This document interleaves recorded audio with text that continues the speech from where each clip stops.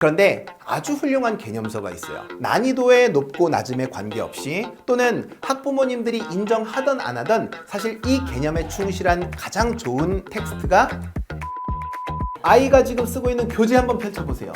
아이가 그 교재가 완성도가 점점 높아지면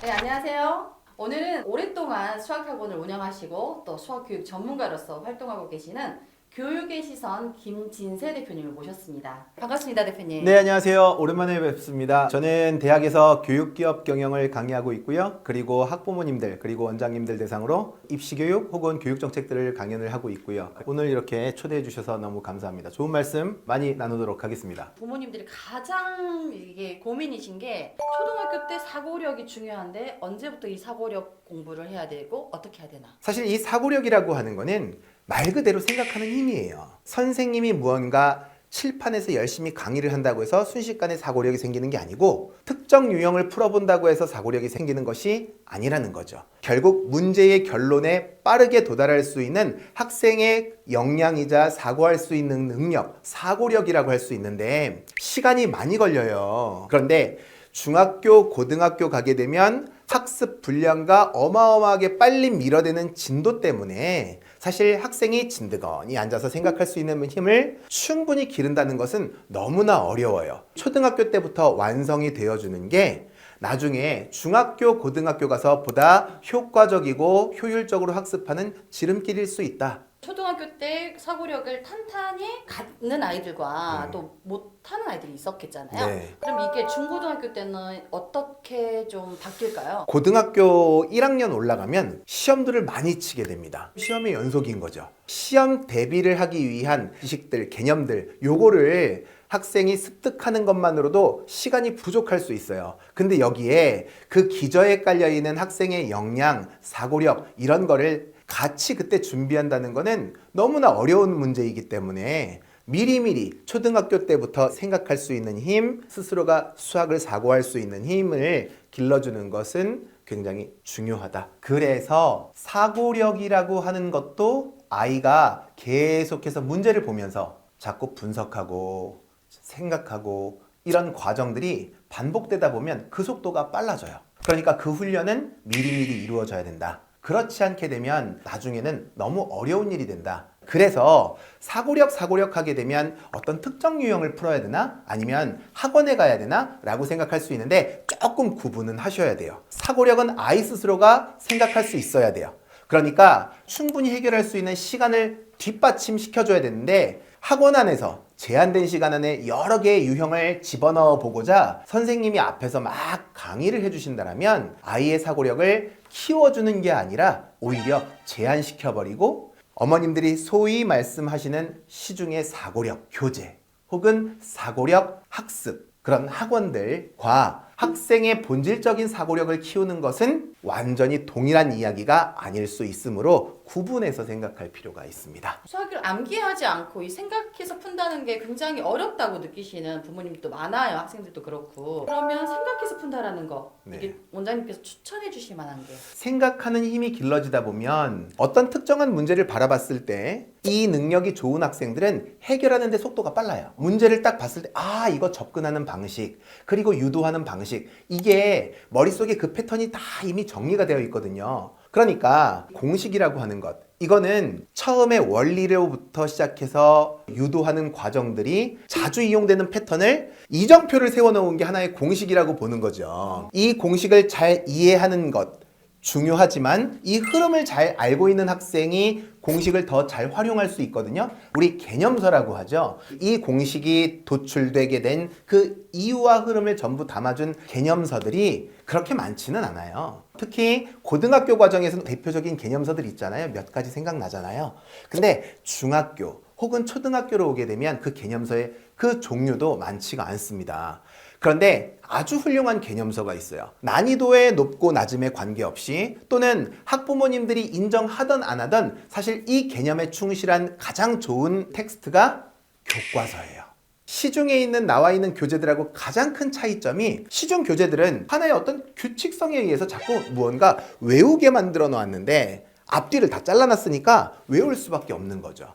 그런데 교과서의 가장 큰 특징은 그래서 그러므로 그러니까 그래서 교과서를 전부 잘 읽고 그 흐름을 이해했다면 외울 게 없어요. 많지 않아요. 학생이 이런 경우 저런 경우를 다 따로따로 이걸 암기해야 될 필요가 없고 같은 하나의 그 줄기에서 파생된 내용으로 이해할 수 있으므로 이 공식에 대한 또는 개념에 대한 활용도도 굉장히 실력이 좋을 수 있는 거죠. 그래서 개념을 이해하기 위해서는 교과서를 잘 활용해야 된다. 근데 우리나라는 어쩔 수 없이 시간이 없어 애들이. 모든 문제를 이렇게 사고하고 긴 시간을 가져야 되는 건지 아니면 빨리빨리 풀어야 할 문제가 있는지. 사실 모든 문제가 다 그렇게 심오한 사고를 요구하는 것은 아닙니다. 특정 단원 같은 경우는 암기를 빨리 해서 넘어갈 수도 있는 단원들도 있죠. 하지만 사고력이라고 하는 것은 특정 유형을 혹은 특정 단원을 해결하기 위한 하나의 기술이 아니고 학생의 습관일 수도 있고 문제를 해결하기 위해서 진행되는 하나의 프로세스인 과정들일 수 있으므로 언젠가는 이런 것들이 요소에서 필요할 때가 분명히 있겠죠.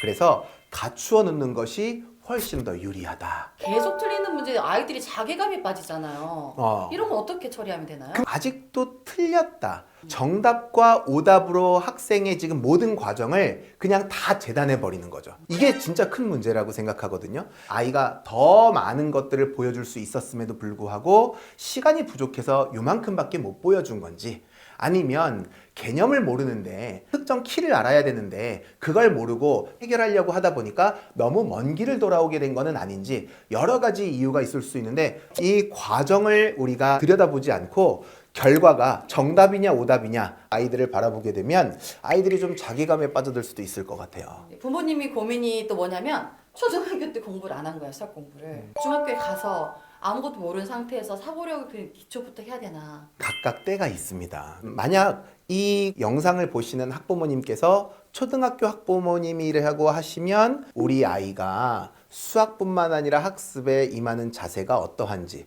관심은 있는지 그리고 아이가 분석적으로 잘 사고하고 있는지 논리적으로 사고하고 있는지 이런 것들을 확인하고 부족하게 되면 이제 조금씩 개선해 나갈 수 있는 여지가 있고 사실 중학교 고등학교 됐을 때에는 내신 따라가기도 바쁘죠. 그렇죠. 기본적인 어떤 학생의 역량이나 그릇보다는 일단 점수를 올리기 위해서 빨리빨리 해결할 수 있는 것부터 하다 보니 장기적으로 봤을 때에는 사고력 이런 것들이 길러져 있는 것이 훨씬 더 도움이 된다. 그럼 아이들이 수학을 받아들이는 이 태도가 되게 중요하잖아요. 수포자들도 되게 많고 이 수학을 받아들이는 이 태도를 바꾸기 위해서 어떤 방향이 좋은지 이걸 좀 제시해주면 좋을 것 같습니다. 네, 학부모님들께서 첫 번째로 옆에 있는 아이들하고 굳이 비교할 필요는 없을 것 같아요. 지금 다른 과목에 비해서 학생들이 느끼는 체감 난이도는 수학이 참 높기는 한데 전국이 동일한 과정을 하고 있거든요.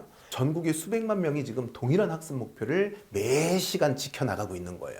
동일한 진도를 나가고 있는 거죠. 근데 학생이 성장하는 속도는 저마다 다를 수 있어요. 그러니까 옆에 학생 뭐 한다라고 해서 나도 그걸 해야지. 이게 전국이 똑같은 진도를 나가다 보니까 비교하기가 너무 좋아요. 너 어디 해? 중3 과정. 예, 심하죠. 그 역량을 따라갈 수 있는 아이인지 아닌지를 보고 그에 걸맞는 학습 수준도 매칭을 시켜줘야 된다. 그런데 이 뇌가 뒤로 갈수록 커지잖아요. 네. 뇌가 좋아진단 말이야. 그러니까 뒤에서 해결하면 수월하게 해결될 문제들을 우리 아이는 더딘데도 불구하고 앞에서 너무나 많이 밀어넣어서 사실 학습 효과도 떨어지지만 학습에 대한 의지나 흥미, 재미도 같이 꺾이게 되는 것은 아닌지 우려하지 않을 수가 없죠. 결국에는 이 부모님의 태도가 바뀌는 게 우선일 것 같아요. 다른 아이를 비교하지 말고 내 아이에 맞게 갈 수 있는 이 부모님의 태도를 바꿔야 아이들도 바뀔 수 있다는 거잖아요. 부모님이 심호흡을 하세요. 그리고 부안해동하지 마시고 우리 아이만 바라봐야 돼. 옆에 아이 바라보지 말고. 불안한 건 맞는데 우리 아이가 지금 결판 낼 거 아니잖아요. 장기 레이스예요. 오늘 갑자기 달구어서 내일 결판 내는 문제가 아니므로 너무 경쟁 중심이 아니라 옆에 보지 마시고 아이의 과거와 오늘 그리고 오늘과 미래를 통해서 성장할 수 있는 성장 중심의 우리 아이만을 이렇게 딱 바라보고 우리 아이에게 집중할 수 있는 그래 좌측 우측을 보지 마세요. 오늘 초등 수학 사고력에 대해서 좋은 말씀 많이 해주셨는데요. 오늘 이 영상을 보시는 어머님들이 이제 실천을 하셔야 되잖아요. 대표님이 요약 정리를 좀 해주시면 좋을 것 같아요. 아이가 지금 쓰고 있는 교재 한번 펼쳐보세요. 아이가 그 교재가 완성도가 점점 높아지면 교재의 단계를 한 칸 더 올려주세요. 그리고 학부모님들과 선생님들의 개입을 가급적 최소화해 주세요. 학생이 정말 꽉 막혀 있는 그 부분에 대해서는 어려운 단계, 허들을 넘기 위해서 살짝 팁을 줄 수 있지만 학생이 주도해서 해결해 나가는 그 과정에서 학생의 사고력이 점점 커질 거예요. 그래서 내 능력치가 현재 100이라고 한다면 120, 130에 해당하는 교재들, 문제들을 학생들에게 이렇게 제시를 해줬을 때 아이는 그만큼 또 점프해서 올라갈 수 있고 점프를 해서 올라갈 수 있는 힘이 길러질 수 있다. 그래서 우리 일단 교재부터 확인하자 말씀을 드립니다. 우리 아이의 생각하는 힘, 수학의 힘을 기르기 위한 방법 중에 제일 쉬운 방법은 적절한 교재를 선정해서 아이가 풀 수 있는 충분한 시간을 보장해 주어라. 지금 부모님들이 사고력도 사고력인데 마음이 급해요. 선행해야 되냐? 어떻게 해야 되냐? 선행 학습에 대해서도 말씀을 해주실 수 있으신가요? 수학 선행학습은 다음 강의에서 또 말씀 나누도록 하겠습니다. 지금 전국이 다 동일한 진도를 나가고 있기 때문에 이것보다 더 능숙하게 추월할 수 있는 아이도 학교 진도에 묶여 있는 거고 이 진도조차도 헉헉거리는 그 학생도 계속해서 쉬지 못하고 이걸 따라가 줘야 되는 문제가 있는 거죠.